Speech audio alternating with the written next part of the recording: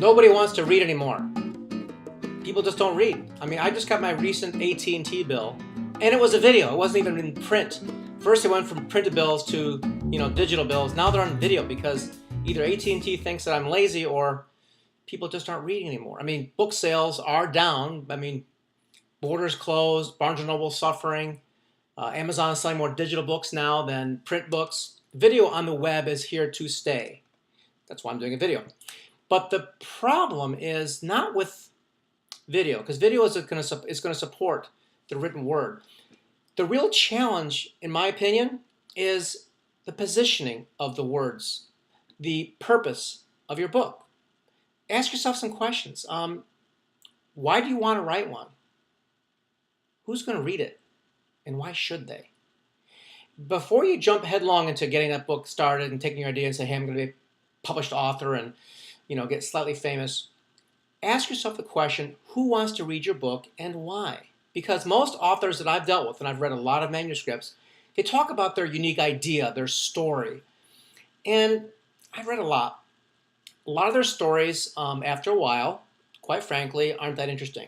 I mean, there's people who have survived, car crashes and cancer and death and mayhem and a lot of things, but a lot of people have suffered. A lot of people have overcome their obstacles. That's not a new story. But new stories are hard to come by. Making them interesting is even more difficult. What's really important is your perspective on your message, a unique way to tell your story. So when you take a look at authors and books out there, look at the successful ones first, obviously, and don't necessarily mirror their message. A lot of people end up doing that, and it seems to be the same thing over and over again.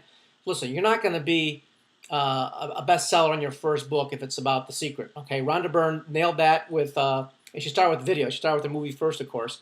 And that was a message that had been around for thousands of years, right? I mean, it was written about in the Bible and written about by Wallace Wattles and Napoleon Hill. It's an old concept. She brought a fresh perspective to it.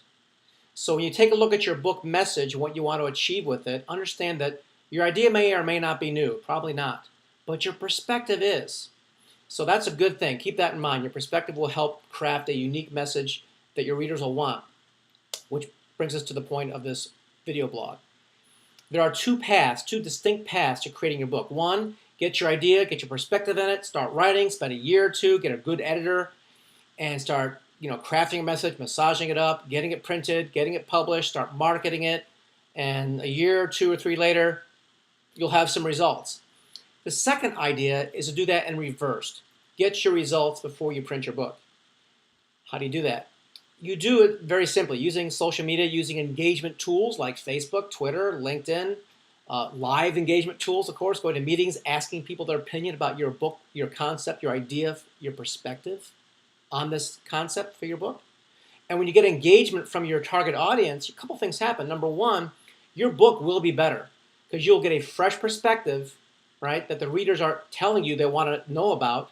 But more importantly, if you engage people and log it and track it and do some measurement tools on that, you'll have a automatic fan base pre-sold on the book. Why? Because it's partly their idea.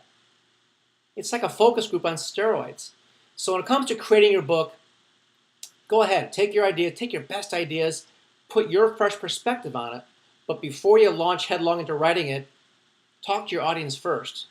With this path of getting some research done, some really good measurable research done before you write your book, you'll have buy-in and you're assured to have a winner. This is Doug Crow with Author Your Brand.